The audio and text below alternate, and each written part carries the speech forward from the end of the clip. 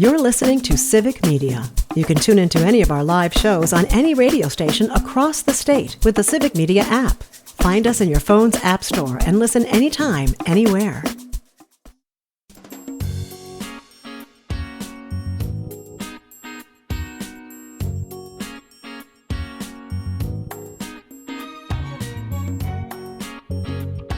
Live across Wisconsin on Civic Media, you're listening to Mornings with Pat Kreitlow, powered by Up North News. Now, from our Lake Wissota studio, here is the founding editor of Up North News, Pat Kreitlow. Hey, good morning. It's Friday. You can tell because he's got the Roy Kent mug, as always, on Fridays for the coffee. 8:06. Nice to have you here up north on this Friday. It is July 11th. We're hoping to hear from Dr. Kristen Lyerly, who's out in Washington, D.C., for a meeting of a national group out there. We'll hear what they're saying about the state of health care in America, especially after the passage of Trump's big bloated boondoggle of a budget bill. Official name. It's trademarked. You can't copy it.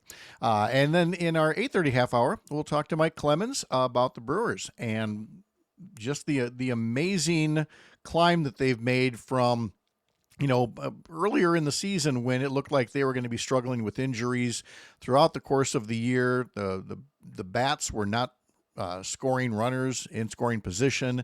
And now things are coming together very nicely. No guarantees, but why is that so? We'll talk to Mike Clemens about that coming up. I also mentioned earlier that there was going to be a rally at the Capitol today with folks upset about the state budget and the lack of support for childcare, for K-12 education, and more. I mentioned that it would be at the State Street entrance to the Capitol. But the weather could also be inclement, and we just received an update that says if it is raining too hard, they will start in the rotunda of the state capitol. And also they have a meeting room reserved as well, if need be. So even if the weather isn't great, there's still a chance for people who want to come and express their displeasure and want the legislature to do more. I mean, now that the state budget is done, it's not like they don't have to do any more work. They still get a paycheck. There's still expectations of them. They can still pass other bills that can help fund things, but there has to be the will to do it. Some of them are demanding a special session of the legislature to work on things like child care and increasing general school aids. And those and other topics will be discussed this morning, along with how else to keep these topics in the forefront of public discussion and not simply accept what they believe are crumbs and walk away. For them, there's more work to do, and that work is going to be done today at the state capitol, rain or shine. And it's the rain or shine part that brings in meteorologist Brittany Merlot to get us started on a weekend where you need to be aware of the rain part of it. We'll hope for the shine, but the shine will be here on Sunday and Monday. Before that, yeah. Okay, good. Because right now, I mean, how real is the threat of getting soaked in Madison this morning, for example? Yeah, so this morning we've got a little bit of light rain trying to move its way into far southwest portions, but it's very light. They are light sprinkles and nothing really too crazy with those at the moment. What we're looking at is that front, though, that is sitting in northern Illinois that downpoured on them last night. Obviously us too, but not nearly as bad. That thing is going to start to lift north, unfortunately. So as it does so, and as the heat and the peak of the day go on, we're going to start to see these storms firing up along that front. So it's going to go from Iowa, stretching all the way up towards Green Bay. I mean, we're going to still see a cold front behind that and instability sparking storms as far north as Superior, Wisconsin. So we're all in a risk today. The biggest risk for strong to severe storms that are going to pack maybe a tornado in rotation, maybe some large hail or gusty winds that could knock down trees. The Storm Prediction Center has a slight risk pretty much from, I would say, Richland Center area through just south of Madison and in towards Milwaukee. So those places along the state line, very far south, need to stay very weather savvy, especially by 4 o'clock. I think that's when those are going to start to push in towards us. 6 o'clock, it kind of looks like it's towards Madison and shortly after into Milwaukee. And those continue through the evening, unfortunately. And like Pat had said, very heavy rainfall is possible. I'd say expect at least a half an inch, but obviously up to 3 inches could fall. It's going to be packing a punch. Flash flooding is a big concern, especially on city streets. Rivers could be rising. If you're in a floodplain, just take the precautions you can now. This is a very slow-moving front, and it's going to have a big punch with it. So there's a lot of instability and moisture that it can work with, and why that's such a risk and so much rain is falling with these. And it's not just south. I want to make that very clear. Up north, even central Wisconsin, Green Bay, for instance, you could still get a storm that could dump 1 to 3 inches on you. That can create flooding very fast. So stay weather savvy. Make sure you have a plan. Don't drive through flooded roads. Don't do it. It tends to wash out a lot of roads when this happens, and you don't know if the road's underneath you. So play it safe today. We do have chances for showers and storms sparking up again tomorrow afternoon too, but most of the day actually looks mainly dry. So those are just the pesky, evening summer storms as that cold front moves through. It shouldn't be too bad, hopefully. But then afterwards, as we go into Sunday, things calm down. The sun will be out. Temperatures actually comfortable in the low 80s with no humidity. Nice relaxing day to end the weekend before the heat cranks back up and the storms start to move back in early next week. Yep, more heat on the way. Robin Tigerton says, when Brittany says weather savvy, it means the weather is very serious with heavy rains. We've got a decoder ring for Brittany Merlot now. I love that. Yes. And Rob asks, will I get my 2 mowing jobs in the Tigerton area today after the grass dries? And he's asking that on behalf of everybody with a lawnmower, because there's that window, the grass isn't dry yet. Okay, the grass is dry enough, but oh no, here comes the rain. And that might be a narrow to non-existent window in some places. It's pretty narrow. Further north you are, you've got a little bit more time. And the latest model data is pushing this a little bit back. Just an hour ago, I was saying this is all going to start at 3. Now I'm saying 4. So there is a chance that you can squeeze this in. And of course, up north, widely scattered storms. So better chance for you. Well, you know what? If you can't get the mowing in today, may I suggest making a lasagna? Tony asks us on YouTube. That's a good point. Are you aware of lasagna? Well, yes, we are, Tony, because this is July, and July is Lasagna Awareness Month. Yes, it's back. Where? So be aware that if you can't mow your lawn, if it's a little wet out there, it might be lasagna making weather as part of Lasagna Awareness Month. This is great. I never dreamed I would turn this into a bit, but I can't believe we've kept it up this long. It's just so stupid. Day 11. It deserves to be elevated to the level of mockery, and we're there for that. Especially since it keeps reminding me, I really ought to make a lasagna one of these times. It's pretty good. That's true. Good stuff. Good. Perfect. It's a good day for cooking indoors if you can't get out there. Brittany, thank you so much. Have a great weekend. Thanks, you too. All right. Time to give away some Brewers tickets, or at least we hope to give them away to you, but it's going to start with you texting us a keyword as part of our Free Ticket Friday. The keyword today is ball, B-A-L-L. You have to text that word in before 9 a.m. on the Civic Media app, and you'll be in the running in a statewide contest for 4 great tickets to Sunday afternoon's game against the Washington Nationals. If you don't have the Civic Media app, come on. Get over to the Apple Store, Google Store, and then get that app downloaded. Find your station. Use the text button to text ball to be entered into this contest. And then there will be other chances to win throughout the day. Jane and Greg, Tom Hartman, Todd Alba, Maggie Dawn, all part of Free Ticket Friday. And for Todd Alba, he'll be doing that from the Northern Wisconsin State Fair, where he and I broadcast yesterday afternoon, and we'll do so again today from 2 to 4 during his show.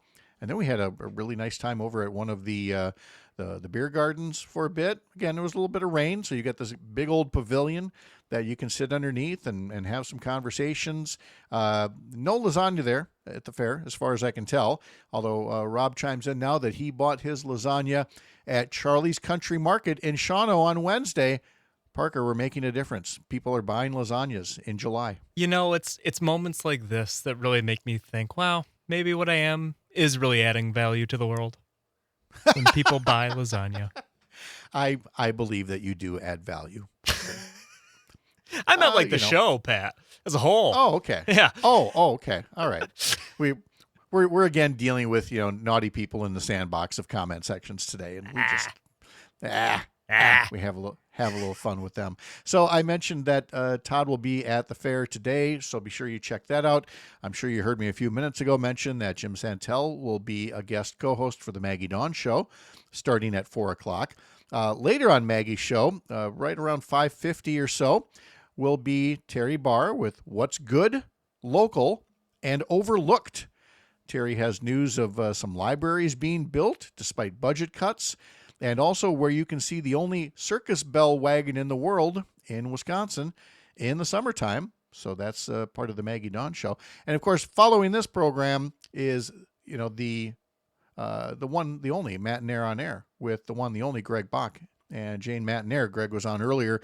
We were talking about, CPAP machines, and anybody who listens regularly knows that Greg started therapy on a CPAP machine a couple of months back and was not going to let me, skate through all of this without having my own sleep apnea addressed. And so that started this week. So Greg was in earlier today to take a victory lap on that. And you can hear more from Greg and Jane.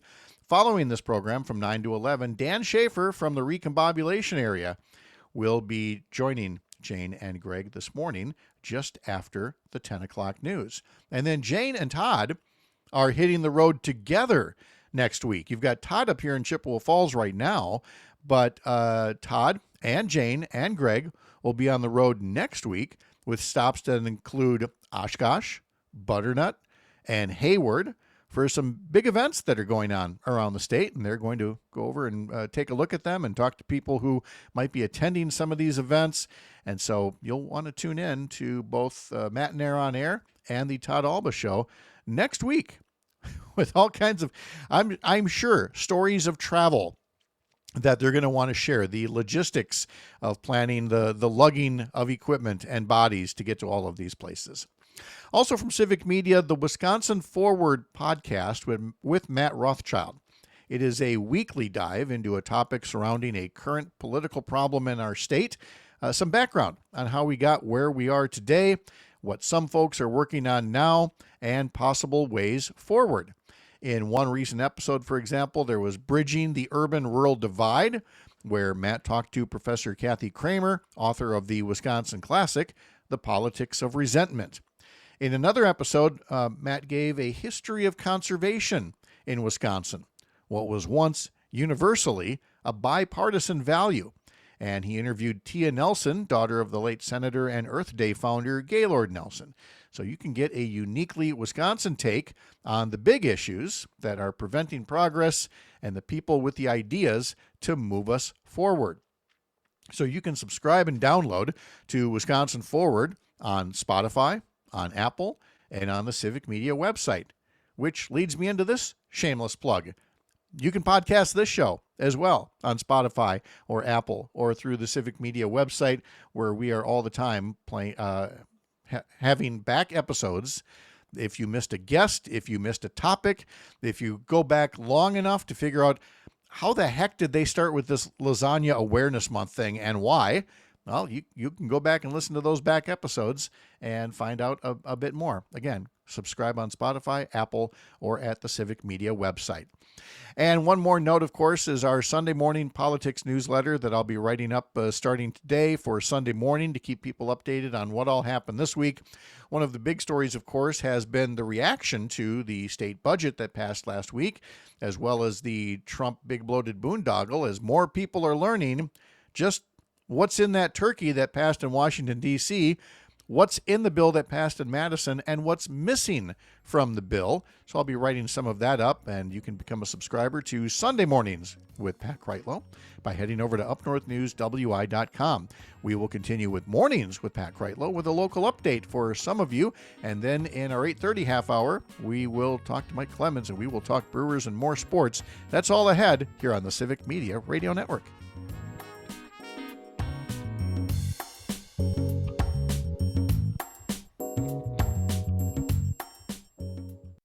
You're listening to Civic Media. Stay up to date on the latest news and information for your local community and Wisconsin by signing up for our free email newsletter. Visit civicmedia.us/email to get started.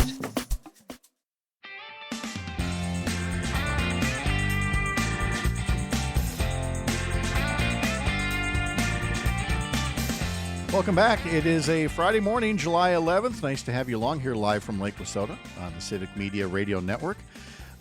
We have talked a lot about instances where usually it's the Trump administration, sometimes Republicans in Congress, doing things that you feel need to be called out. And I know I hear people, out there saying, well, what about Democrats when they do this? Well, look, we've talked about the instances of Democratic gerrymandering. And it's just not a case of two wrongs make a right. You need to call those things out, and you try to have a reform agenda that moves away from those kinds of things. Similarly, there was an instance in Madison that needs to be talked about so that it does not impact elections elsewhere in the future. A top elections official in Madison, according to the Wisconsin Elections Commission, acted unlawfully when she failed to ensure that nearly 200 absentee ballots were counted in the last presidential election. This from a story by Molly Beck and Hope Carnop of the Milwaukee Journal-Sentinel, noting how now former Madison clerk Mary Beth Witzel-Bell refused to acknowledge significant errors in how the absentee ballots were handled, and then did not take any action after learning that 193 ballots went uncounted, and instead, she went on vacation. A letter from the members of the Wisconsin Elections Commission says, quote, "This profound failure undermines public confidence in elections. It is essential that every voter knows that their properly cast ballot will be counted. It was the job of the city clerk to immediately take action once notified about the found ballots, and she did nothing. It was the responsibility of the deputy clerk to take action in her absence, and he did nothing. These ballots were treated as unimportant and a reconciliation nuisance rather than as the essential part of our democracy that they represent." This was the first time, as the article notes, that the Elections Commission has used its investigative authority. Ann Jacobs is the Democratic chair of the commission. Don Mills is the Republican-appointed commissioner, and both are attorneys and conducted the depositions in this case. And folks like to note that because this happened in the city of Madison, these 198 ballots that went uncounted, they were lost and then found, did not have any noticeable impact on the election results. That doesn't matter. These were 193 people still whose votes did not count. These are 193 ballots, the oversight of which damaged the integrity of elections in Wisconsin. And so it does not matter if it's in a deep blue city or a deep red county or anything like that. This kind of investigation shows the Wisconsin Elections Commission and its team at its best. And it is a commission that has its share of partisan squabbles, to be sure, and disagreements on how things should be run. But here's what you didn't see or hear as part of this. At no point did you have Democrats on the commission or Democrats writ large saying, this is a wild goose chase. This is a witch hunt. This is all politically motivated. This is partisan. As we often hear with another group of people who, when they are caught with their hand in the cookie jar, like to lash out instead at whoever it was that caught them. The same can be said about the birthright citizenship case that we talked about earlier in the day. Again, there's no legal grounds on which to base any claim that birthright citizenship is not a valid part of the Constitution. And instead, what the Trump administration has done is attack the federal judge who this week turned that lawsuit into a class action matter. And again, couldn't talk about the merits of the case. In the case of these ballots in Madison, there was no circling of the wagons by Democrats or others in the city of Madison. This was so clearly wrong. And in this case, nobody tried to make it a case of partisanship. Said, let's do the investigation, let's do the depositions, and then let's put out the results. And let's put out the results so that, again, nobody thinks that they can get away with this in the future.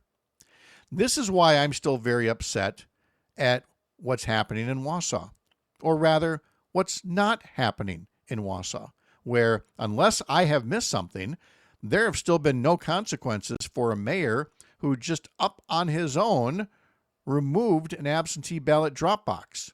Now, one that wasn't being used yet, one that wasn't even finished being set up yet, but because he didn't like the idea of the absentee ballot box being there, he just up and took it back to his office. And near as I can tell, they're still squabbling in the city of Wausau about whether there will be an elections board examination of this. I still haven't heard boo on whether any charges will ever be brought at a county or a state level. And again, I don't care if it's a $5 fine. I really don't. I do care if it's $0. I care if there's no record, because otherwise there will again be somebody that will take it upon themselves to either act outside the law or, in the case of the Madison city clerk, to neglect the law and say, well, that's no big deal. Consequences doesn't have to mean the electric chair, okay? Consequences just sometimes has to mean making it clear that you got caught, this is wrong, and let everybody know that something like this should not be happening again. That's what the Wisconsin Elections Commission did in this case, in a bipartisan manner, in a place where ballots didn't get counted and it didn't have an impact on the results here. But you really want to protect the integrity of making sure every ballot is counted in the future, because somewhere else, in so many close elections around this state, it can make a world of difference. So I really want to applaud the Elections Commission for going forward on this one and making the record clear. We are going to be talking about sports with Mike Clemens coming up in just a bit, and wrapping up our discussions here live from Lake Wissota on the Civic Media Radio Network for this Friday morning, July 11th. Back in a bit.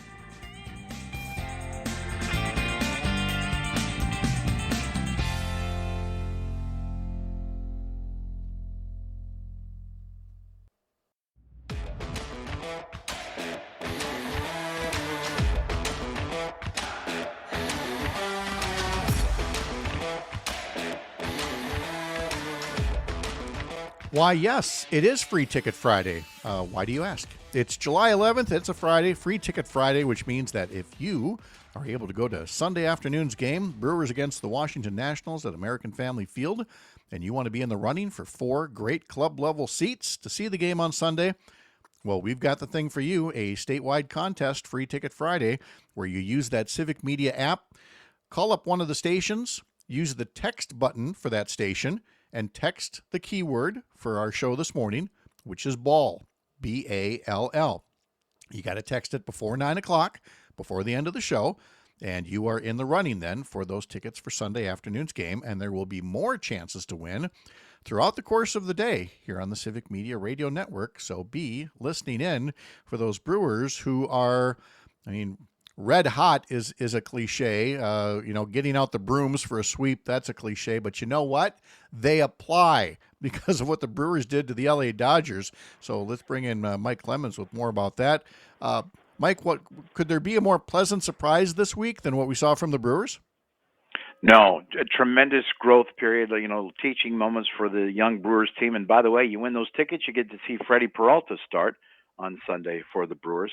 No, it starts with things like this. It starts with this Pat Murphy as a manager, as a guy who's pushing all the buttons of the people in there. Rhys Hoskins jacks up his right hand. His left hand now is in a big black, one of those elastic casts because of a sprained thumb, and he'll be out now till like August. So do I put in Jake Bauer, or we got that Andrew Vaughn guy that we picked up from the White Sox who kind of went into a slump, and we got him in the trade for Aaron Savale. The guy didn't want to go to the bullpen.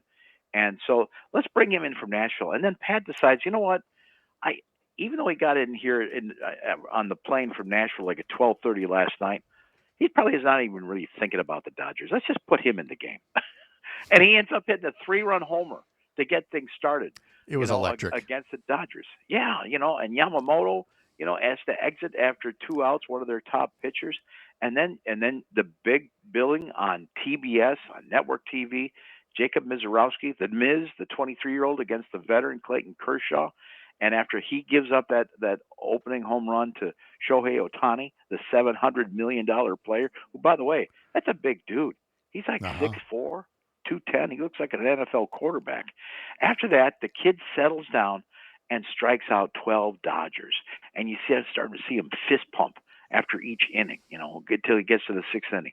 Just incredible momentum. And then the veteran Quintana goes in there and locates that ball, gets through six innings, and the Brewer bats come in. So the one thing, Pat, that's still great for me in covering baseball is the access. You walk into that Dodgers clubhouse, and that's more like walking into the Packers locker room. I mean, Oh, yeah. those are some big dudes, and a lot of them in their 30s or so. Like the Tyler Glass now, who started for them, was a Wednesday. He's just coming back from a shoulder injury, and the Dodgers bullpen has been messed up. They've had a lot of injuries, so that's one thing that's hurting them in this slump. But then you can go right into the manager's office, and so we're sitting down there with Dave Roberts, who, by the way, who said, I'm not going back with the team. I'm going to stay here in Wisconsin. I've got an invite to go golfing tomorrow. So he went golfing and then took a private flight to San Francisco last night, where they're going to open against the Giants. And I asked him, after getting just swept by the Brewers on Wednesday, what he thought about the Brewers club. Dave, was Milwaukee one of the more aggressive teams you faced this year on the base paths? They are. It's a team that prevents runs really well. They play defense really well, and offensively, they just create havoc. They steal, they bunt, they hit and run. They don't strike out much. There's going to be balls in play. Pat does a good job with the roster as far as trying to maximize and create offense, with that ball club.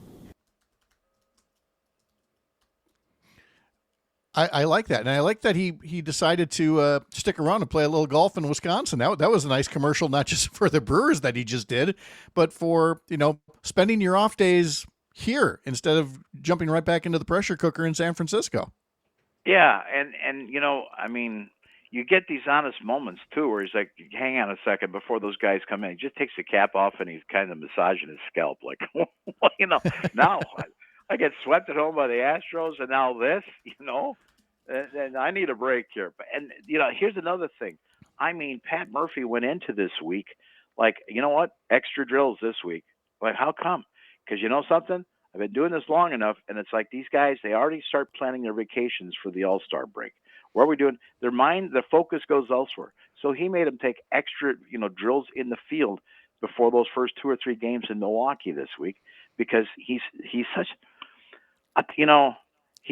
this guy is so good at pushing the buttons, Pat Murphy, and there's no question about it, Pat. When you go through that press box, when you go through that Brewer clubhouse before a game, the void left by Bob Uecker, who was going around, all that experience, kind of the grandfather role, making guys laugh and joke and all that. And there's a void there. And just by being himself, Murph has filled that. He's the boss now. Don't screw up, Joey Ortiz, and make bad decisions, or you'll get benched for 2 days. And then he'll tell the press, he PO'd the manager. And he was not afraid to say that. And you really have to appreciate somebody of that caliber in any kind of a workplace.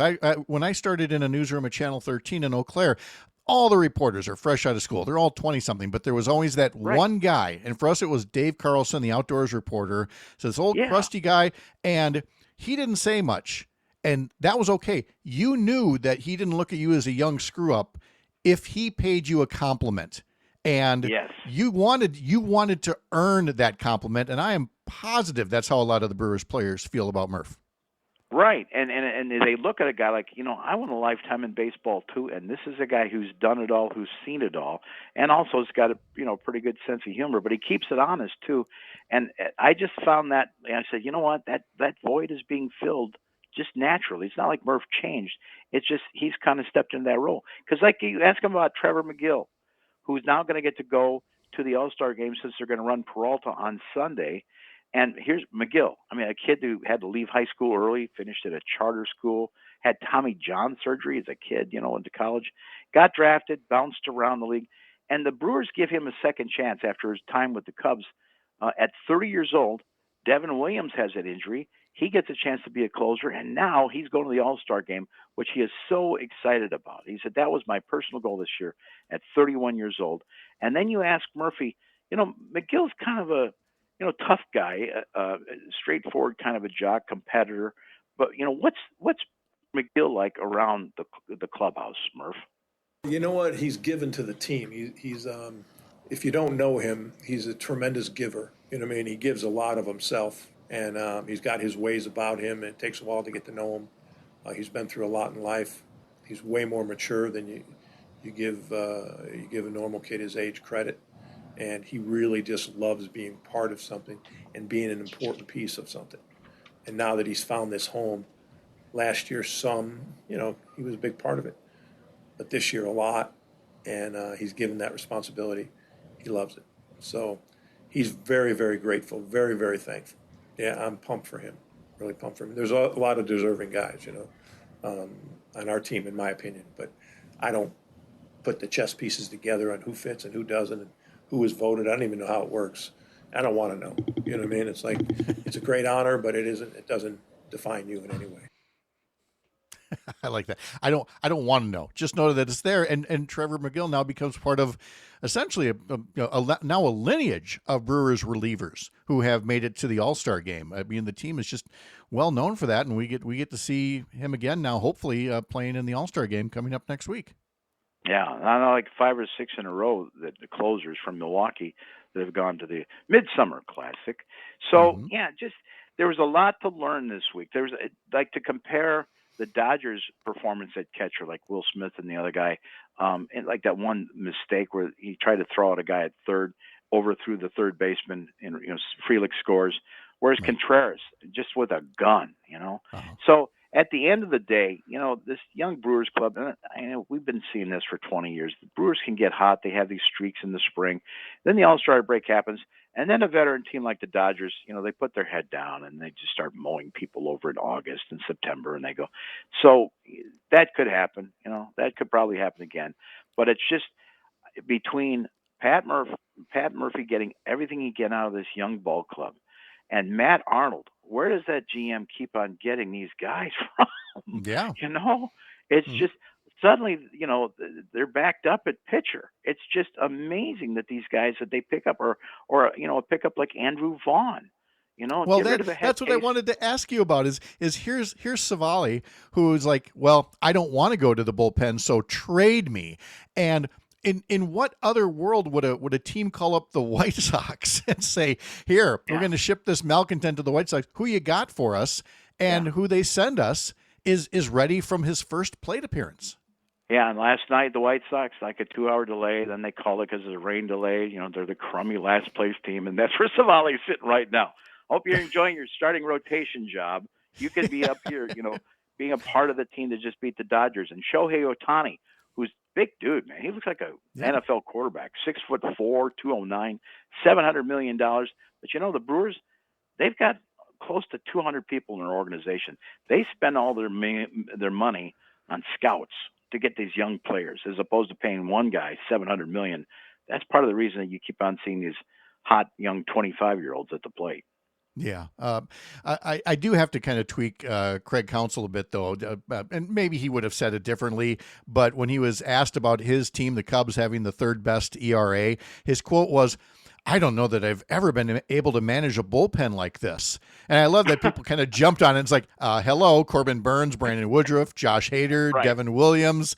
You kind of had a little amnesia there, forgetting what it is that he left here in Milwaukee. Yeah, that's true. That would be true. That's all right. Now, it's not the only thing that's happening here. Now, we're not going to get into football training camp yet. Don't get me wrong, but we are going to talk a little NBA here because there is a summer league, and of course, all the off-season chatter that comes along with it. What's happening with the Bucks? Well, we've been waiting all week to talk to John Horst. Remember, I was kind of complaining about the press conference during the draft gets canceled last minute. And the Bucks last night, they won a game over the Nuggets with a buzzer beater, 90-89, with the young players out there. But about 7 o'clock last night, we get a press release. Hey, we're going to introduce Miles Turner, that guy we picked up from the Pacers in free agency that we surprised everybody about.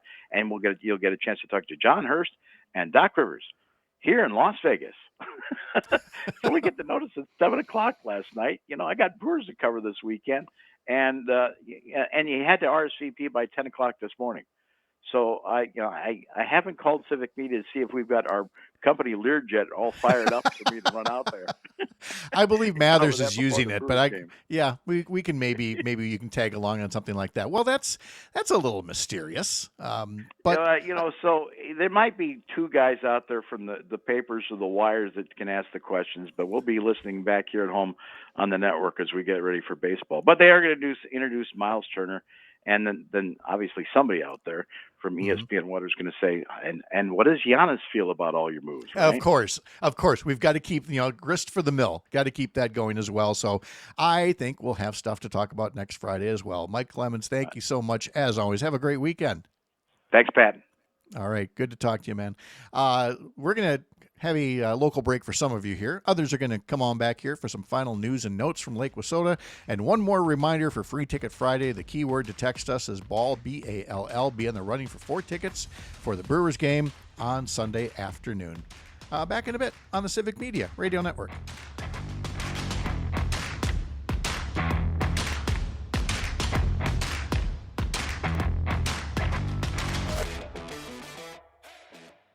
You're listening to Civic Media.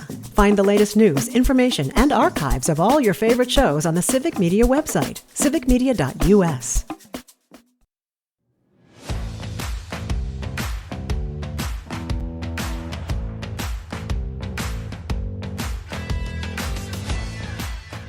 Here it is, last call for Free Ticket Friday. This hour's keyword is BALL, B-A-L-L.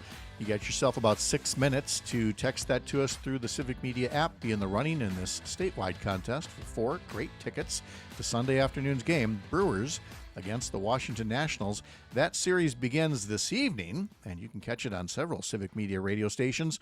Pre-game coverage begins at 6:35 this evening. Got a text from Dr. Kristen Lyerly apologizing for not being able to break out of meetings in Washington, D.C., There's never an apology needed for that. I love the fact that she's out there. She's only trying to save women's health, trying to save rural health care. And I'm like, no, come do our little radio show. I think she might have something better to do.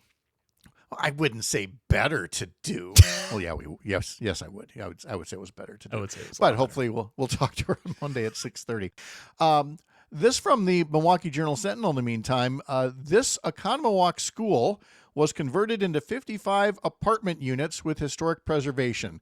Parker, I don't know if you've seen apartments like this, but I remember seeing some in Madison as well, where they take an old school, they convert it into apartment buildings, complete with, the hallway still has the lockers going down the hallway. God, really? Oh, yeah. In one of the units, two of the units, I think, they took a gym and they basically divided it, and each half had like a loft, but then down below your living room floor was the gym floor, and the basketball hoop is still up there.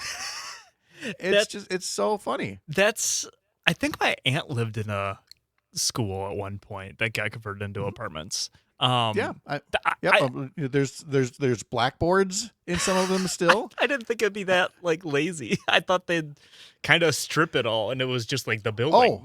Don't get me wrong. The apartments are nice, with all the new appliances, and they do put in cabinetry and countertops and everything. And so, I mean, it's new apartments, but with parts of the old school building that are still there. That's hilarious. I would love to get into one of those. That sounds actually really cool. It was weird to tour it and go, okay, this is interesting, but would I want to live here? And it's one thing if somebody invited you to their place and they had a party there. That sounds like nice. One of those hotels that you do for the weekend and just go, this has got some novelty, sure. Yes. But this would be your house all the time, your place to live. But anyway, in the Journal-Sentinel, you can check that out and maybe let us know if you have something similar to that in your community as well. As I was talking to Todd Alba yesterday over dinner, it reminded me of a story as we got talking about media and politics and, how we all ended up in the places where we are now. And I was in journalism for the longest time, political journalism, before making the decision to run for office. And this was back in 2005, 2006. And I came back to a conversation from the fall of 1982 my freshman year in college at UW-Eau Claire that helped, as Brittany Merlot likes to say, helped spark this decision. And it was meeting with an advisor. I was undeclared because I could not decide between political science or journalism. Which one did I want to pursue? Which one did I want to major in? And of course, they assign you an advisor. Well, my faculty advisor was a political science instructor, professor. I think he later went on to become chair of the political science department. But at the time, I was taking a political science course with him. I'm sure it was Poli-Sci 101. And he did a great job of setting me down and saying, well, tell me about yourself. Tell me what you want to do. Tell me how you approach things and everything. And he listened to me. And at the end, I thought he would say, well, okay, good luck with your decision. And instead he says, you need to go into journalism, not politics. He said, the reason why is it's very clear from listening to you, you want to see both sides or all sides of every story. And that's what journalism is asking questions and figuring out the whole well-roundedness of any given story. Whereas in politics, you got to pick a path and you stick with that path and it's all or nothing. And you got to, dedicate yourself to that. And I thought, okay, that makes sense. And I pursued it. And thanks to great instructors like Henry Lippold and others, I went on to have a nice little career in radio and then TV. But at some point, as I was watching the political scene, I got to thinking about what he said about, being single-minded versus seeing all sides. And I thought, well, what the heck is wrong with that in politics? Why wouldn't you want somebody who wants to look at all sides and then try to find the best path forward? And I had no idea if somebody who'd only worked in a newsroom could go into electoral politics. I mean, others have, don't get me wrong, but I didn't know if it was going to work for me. Well, it did. It led to a state Senate campaign and winning that race narrowly and being a state senator for 4 years. And it was, 4 of the greatest years, most professional enjoyment that I got. And in large part, it was because you can still have your principles. You can still have your values, which in my case are left of center. But you can talk to people who are right of center. And you can find that common ground where well, we're not going to agree on this. But if we both agree to go down this path, we can maybe make things a little bit better. We can create some jobs or we can provide some tax relief or whatever the case may be. The biggest one for the session, my first session there, was the smoking ban debate and whether to have a smoking ban or not. And again, it was a matter of, that was not a Democratic or a Republican issue. It was hearing all sides from small business, from health advocates, and finding the right path forward. Some people wanted to do it in like 4 weeks. We ended up doing it like an 18-month phase-in or something like that, so that it was fair to the small businesses that wanted to make adjustments. I think we need more of that. We need more of these well-rounded conversations. And so I'm glad I made the jump from journalism into politics and now back to political journalism. And I hope other people thinking about 2026 will consider that as well as they look for maybe giving us the next generation of leaders here in Wisconsin. My thanks to all of today's guests, of course, and to Parker Olson and Brittany Merlot and you for being here today.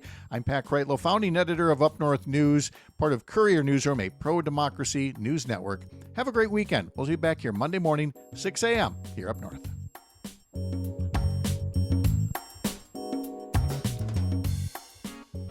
The national news cycle never stops, but it can be hard to find news about your local community. Civic Media is dedicated to providing quality local and state news coverage across Wisconsin. With the Civic Media app, you can get notifications about local stories that matter to you and your community. Find the free Civic Media app in your phone's app store and choose notifications from the menu to tell us what kind of news you want to hear about.